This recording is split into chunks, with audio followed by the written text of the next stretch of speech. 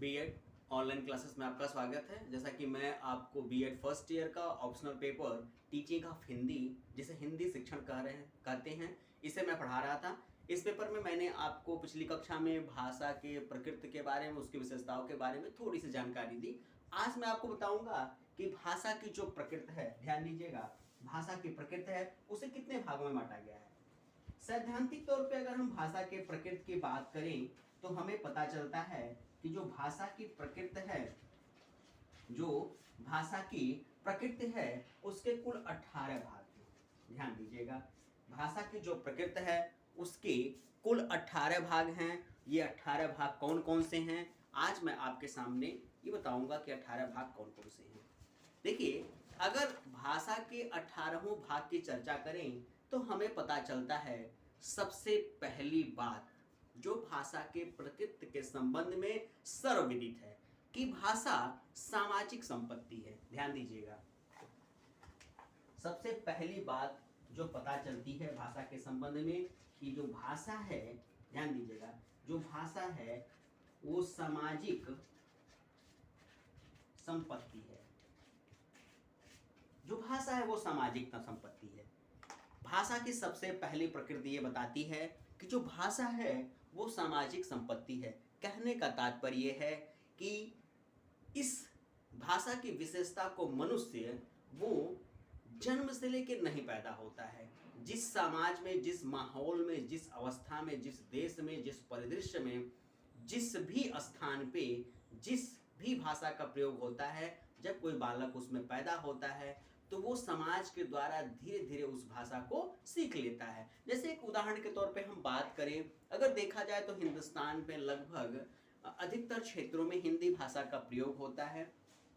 यदि अगर हम हिंदुस्तान के पूर्वी क्षेत्र की बात करें, ध्यान दीजिएगा, या पश्चिमी क्षेत्र की बात करें या मध्य क्षेत्र की बात करें, मध्य क्षेत्र की थोड़ी सी बात करें तो ये देखा जाता है मध्य क्षेत्र में ज़्यादा लोगों के द्वारा हिंदी भाषा बोली जाती है। तो क्या होता है कि छोटा सा एक बच्चा जब जन्म लेता है तो अपने माता पिता, भाई बहनों या आस पड़ोस के लोगों से जो भी भाषा सीखता है उसे वो स्वीकार कर लेता है और धीरे धीरे उसी भाषा में वो शामिल हो जाता है। लेकिन आप कल्पना करिए कि वही बालक जिसके माता पिता, ध्यान दीजिएगा, जिसके माता पिता मध्य क्षेत्र के रहने वाले हैं, लेकिन अगर उस बालक का जन्म भारत के दक्षिण क्षेत्र में होता है, दक्षिणी स्थान पे होता है जहाँ की भाषा हिंदी नहीं है, तो फिर क्या होता है कि वो जो बालक है वो वहाँ की जो भाषा है, जैसे हम दक्षिण की बात करें तो वहाँ कहीं तमिल है, कहीं तेलुगु है, कहीं मलयालम है, कहीं कन्नड़ है, कहीं उड़िया है, ये तमाम भाषाएं बोली जाती हैं। तो बालक जिस प्रदेश में जन्म लेता है वो आसपास के वातावरण, वहाँ की प्रकृति, वहाँ की भाषा को सीख लेता है। इसीलिए कहा जाता है, भाषा की जब प्रकृति की बात आती है तो कहा जाता है कि जो भाषा है वो सामाजिक संपत्ति है। भाषा व्यक्ति समाज से सीखता है, ना कि जन्म से वो पैदा लेके उसे आता है, या ना तो वो ईश्वरीय देन के द्वारा प्राप्त करता है। हाँ, वो संवेदनाएं उसे मिलती हैं, भाषा की स्वीकृति को वो स्वीकार करता है और धीरे धीरे संवेगात्मक तौर पे उस आसपास के वातावरण, माता पिता के भाव, उनकी भाषा को धीरे धीरे वो बालक स्वीकार कर लेता है। जैसे अगर एक उदाहरण और भी दिया जा सकता है, अगर कोई हिंदुस्तान का व्यक्ति है, अगर वो अमेरिका में रहता है, अगर उसका बच्चा वहाँ पे जन्म लेता है, वहाँ पे पढ़ता है, वहाँ पे बढ़ता है, तो धीरे धीरे कुछ दिनों के बाद उस बालक की जो भाषा है, माँ बाप की भाषा तो हिंदी है लेकिन वहाँ उसकी भाषा अंग्रेजी हो सकती है। इसीलिए कहा जाता है भाषा की प्रकृति के बारे में कि जो भाषा है वो सामाजिक संपत्ति है, कि भाषा जितना भी अर्जन करता है बालक वो समाज से ही सीखता है। अच्छे माता पिता हैं, अच्छा आसपास का वातावरण है तो बच्चे की भाषा बहुत अच्छी है। यदि माता पिता का आचरण व्यवहार अच्छा नहीं है, आसपास का वातावरण अच्छा नहीं है, तो बच्चे की भाषा अच्छी नहीं देखने को मिलती है। इसलिए कहा जाता है, अगर भाषा की प्रकृति की बात जब आती है तो कहा जाता है कि जो भाषा की प्रकृति है, सबसे पहली जो प्रकृति है वो ये है कि भाषा सामाजिक संपत्ति है। अब यही भाषा की दूसरी प्रकृति मैं आपको बताता हूं, ध्यान दीजिएगा, भाषा की दूसरी प्रकृति, भाषा की दूसरी प्रकृति, यह पैतृक संपत्ति नहीं है। देखिए, भाषा की प्रकृति की अगर दूसरी बात करें तो भाषा की दूसरी प्रकृति है कि जो भाषा है वह पैतृक संपत्ति नहीं है। कहने का तात्पर्य है, ये हम नहीं कह सकते हैं कि माता पिता अगर हिंदी बोलते हैं तो उनका बालक जन्म के उपरांत हिंदी ही बोलेगा, ऐसा कभी भी नहीं कहा जा सकता है। क्योंकि इससे मैंने अभी आपको बताया, ऊपर वाले पहले क्रमांक में मैंने आपको बताया कि जो भाषा है वो सामाजिक संपत्ति, बच्चा समाज के द्वारा भाषाओं का अर्जन करता है। तो जब समाज इसमें स्वीकृति आ जाती है तो माता पिता का जो महत्व होता है भाषा की प्रकृति सीखने में, वो थोड़ा कम हो जाता है। प्रभावी तो होता है लेकिन वो कम हो जाता है। इसलिए कहा जाता है कि जो भाषा है इसकी जो प्रकृति है, दूसरी प्रकृति इसकी है कि भाषा, ध्यान दीजिएगा, भाषा पैतृक संपत्ति नहीं है। ऐसा नहीं है कि उसके माँ बाप अंग्रेजी बोलते हैं तो वो बच्चा भी अंग्रेजी बोलेगा, ऐसा कुछ भी आधारित नहीं है। इसलिए भाषा की दूसरी प्रकृति कहा जाता है कि यह पैतृक संपत्ति नहीं है। अब भाषा की तीसरे प्रकृति की बात करेंगे, ध्यान दीजिएगा, भाषा के तीसरे प्रकृति की बात करेंगे। भाषा की तीसरी जो प्रकृति है कि यह व्यक्तिगत संपत्ति नहीं है। कहने का तात्पर्य है कि जो भाषा है वह किसी की व्यक्तिगत नहीं है। समाज में जितने भी लोग होते हैं सबकी अपनी भाषा होती, सभी लोग एक क्षेत्र में समानतः बोली जाने वाली भाषा का ही प्रयोग करते हैं। ऐसा नहीं होता है कि कोई व्यक्ति, कोई बालक है कहता है कि नहीं ये मेरी ही भाषा है, मैं ही इसका प्रयोग करूंगा और मैं ही इसका अर्जन करूंगा, ऐसा नहीं कहा जा सकता। इसलिए अगर भाषा के प्रकृति की बात करें तो हमें पता चलता है कि जो भाषा की तीसरी प्रकृति है वो ये है कि जो भाषा है वो किसी की व्यक्तिगत संपत्ति नहीं है।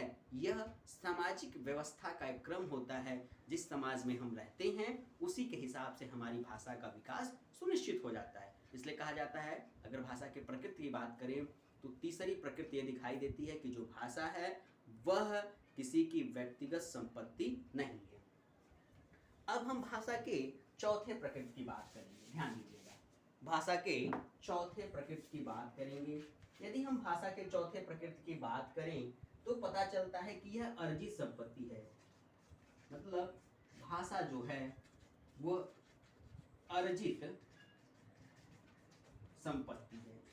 भाषा जो है, भाषा के प्रकृति की हम अगर चौथी बात करें तो भाषा की चौथी प्रकृति हमें दिखाई देती है कि जो भाषा है वह अर्जित संपत्ति है। कहने का तात्पर्य है, हम जिस भी भाषा में रुचि लेते हैं उस भाषा को हम सीख सकते हैं, उस भाषा को अपने जीवन में हम उतार लेते हैं। सामान्यतः हम हिंदुस्तान की बात करें, यहाँ पे हिंदी बाहुल क्षेत्र है, लेकिन उसके बाद भी देखा जाता है कि प्रारंभिक अवस्था से, कार्य योजना से, व्यवस्थाओं से, समाज से, परिवार से, माँ बाप से, शिक्षा की व्यवस्थाओं से हमें हिंदी के साथ तमाम अन्य भाषाओं की जानकारी भी मिल जाती है। और ये तमाम जो भाषाएं हम अपने दैनिक जीवन में प्रयोग करते रहते हैं तो धीरे धीरे क्या होता है, एक समय ऐसा भी आता है कि हम हिंदी भाषा को भी जानते हैं और हिंदी भाषा के साथ अन्य भाषा, जैसे मुख्यतः अंग्रेजी की बात भारत में कही जाती है, देखी भी जाती है, देखने को मिलता है कि हम हिंदी भाषा का भी प्रयोग करते हैं, उसी के साथ साथ अंग्रेजी भाषा का भी प्रयोग करते हैं। इसलिए कहा जाता है कि भाषा की चौथी प्रकृति जो होती है वो होती है कि भाषा जो है वो अर्जित संपत्ति है, इसे हम जितना चाहे उतना अर्जित कर सकते। होता भी है, बहुत सारे लोग ऐसे भी हैं जो हिंदी भी जानते हैं, अंग्रेजी भी जानते हैं, या इन दोनों भाषाओं के साथ वो कई सारी भाषाओं की बारे में भी जानते हैं, उसका प्रयोग भी वो करते हैं, जिससे पता चलता है कि भाषा जो है वह अर्जित संपत्ति है। अगर भाषा के प्रकृति की बात करें तो चौथी विशेषता क्या हमें दिखाई देती है कि भाषा जो है वो अर्जित संपत्ति है। अब हम बताएंगे आपको भाषा के पांचवें प्रकृति के बारे में। देखिए, भाषा का जो पांचवा प्रकृति है वह यह है कि भाषा व्यवहार तथा अनुकरण द्वारा अर्जित की जा सकती है। सही बात है, भाषा जो है, भाषा की जो पांचवी प्रकृति है वो ये है कि भाषा व्यवहार तथा अनुकरण द्वारा अर्जित की जा सकती है। जैसे कि हमने उदाहरण आपके तौर पर प्रस्तुत किया, हम हिंदुस्तान के लोगों में सामान्यतः देखा जाता है कि बहुत सारे जगहों पे हिंदी भाषा का बाहुल्य है, हिंदी भाषा बहुत ज़्यादा प्रयोग की जाती है। तो हम धीरे धीरे अपने माँ बाप, अपने समाज से उस भाषा को अर्जित कर लेते हैं, सीख लेते हैं। लेकिन वहीं ये भी देखने को मिलता है कि जैसा कि हमारे भारत का इतिहास रहा है, भारत में कभी वेदों का शासन रहा, वैदिकों का शासन रहा, कभी इस्लामी बौद्धों का शासन रहा, कभी इस्लामिकों का शासन रहा, कभी इस्लामिकों के बाद कभी अंग्रेजों का भारत देश में शासन रहा। तो इस शासन की अवस्था में जो जो भी शासन तंत्र रहा, उसकी भाषा का प्रभाव समाज पे दिखाई देता है, और हम लोग उसको व्यवहार रूप में शामिल करते करते धीरे धीरे, ध्यान दीजिएगा, व्यवहार रूप में शामिल करते करते धीरे धीरे उसको सीख लेते हैं। इसलिए भाषा के पांचवी प्रकृति जो है कि भाषा व्यवहार तथा अनुकरण द्वारा अर्जित की जा सकती है। जैसे हम सामान्यतः अगर कुछ उदाहरण के तौर पे आपसे बात करें तो पता चलता है कि अंग्रेजी के बहुत सारे शब्द हमारे हिंदी भाषा में शामिल हो चुके हैं। जैसे सच, अगर हम सच की बात करते हैं तो हिंदी में लिखते हैं स और च, सच, लेकिन अगर वास्तविकता में देखा जाए तो ये अंग्रेजी का शब्द है, ये फ्रेंच इंग्लिश है। सच, सच माने होता है सही। अब हम सही की जगह सच बोलते हैं और वो चीजें हूबहू स्वीकार कर ली जाती हैं। ये क्या है? ये दर्शाता है कि जो भाषा है वो व्यवहार की प्रकृति है। तो जो भाषा की पांचवी प्रकृति है कि भाषा व्यवहार और अनुकरण द्वारा अर्जित की जा सकती है। वहीं हम भाषा के छठे प्रकृति की बात करें, ध्यान दीजिएगा, भाषा के छठे प्रकृति की बात करें तो ये पता चलता है भाषा सामाजिक स्तर पे आधारित होता है। भाषा सामाजिक स्तर पे आधारित होता है। जैसा समाज हमारा होता है उसी के हिसाब से हमारी भाषा बोली होती है। बेहतर समाज में हम रहते हैं तो जाहिर सी बात है हमारी भाषा जो है वो बेहतर होगी, और अगर सामान्य या मंद समाज में रहते हैं, थोड़े पिछड़े या आदिवासी या अनुसूचित या जनजातीय समाज में रहते हैं जहाँ सभ्यता का उतना विकास नहीं है, समाज का उतना विकास नहीं है, सोच का उतना विकास नहीं है, तो जाहिर सी बात है कहीं ना कहीं भाषा में उस कमी को हम देख सकते हैं। इसलिए कहा जाता है कि भाषा की जो छठी प्रकृति है वो ये है कि भाषा सामाजिक स्तर पे आधारित है। जैसा हमारा समाज होता है वैसी ही हमारी भाषा होती है। अब सातवीं प्रकृति भाषा की है, उसको हम जानते हैं। देखिए, भाषा की सातवीं प्रकृति जो है वो भाषा के बारे में ये है कि भाषा सर्वव्यापक होती है। कहने का तात्पर्य है भाषा ही एक माध्यम है जिसकी सहायता संसार के समस्त चीज़ों को, समस्त व्यक्तियों को, समस्त विचारों को, समस्त भावनाओं को हम एक दूसरे के समक्ष प्रस्तुत कर सकते हैं। इसलिए कहा जाता है कि भाषा की जो सातवीं प्रकृति है वो ये है कि भाषा सर्वव्यापक होती है। ध्यान दीजिएगा, भाषा सर्वव्यापक होती है।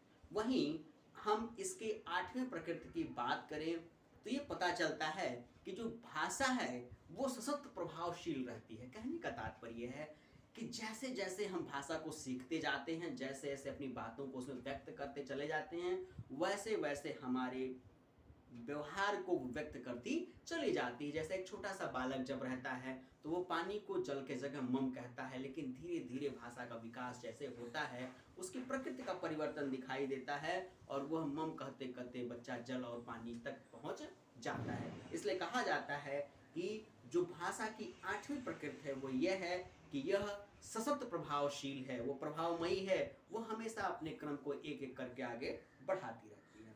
वहीं हम भाषा के नौवें प्रकृति की बात करें तो हमें पता चलता है कि भाषा की जो नौवीं प्रकृति है वो ये है कि यह संप्रेषण मूल वाचिक है, कि भाषा तभी स्वीकार की जाएगी जब एक व्यक्ति के द्वारा प्रस्तुत की जाए और दूसरे व्यक्ति के द्वारा उसका समझ महसूस किया जाए। कहने का तात्पर्य है जब तक संप्रेषण नहीं होगा तब तक, यानी अंग्रेजी में कम्युनिकेशन कहा जाता है, जब तक संप्रेषण नहीं होगा, एक व्यक्ति से दूसरे व्यक्ति की बात कही नहीं जाएगी, दूसरे द्वारा उस कही गई बात को सुना नहीं जाएगा, तब तक भाषा को स्वीकार नहीं किया जाएगा। तो ये कुल 9 बातें भाषा की प्रकृति के बारे में थी, मैंने आपको आज बताई। जो शेष 9 बातें छूट रही इसकी चर्चा हम अगली कक्षा में आपसे करेंगे।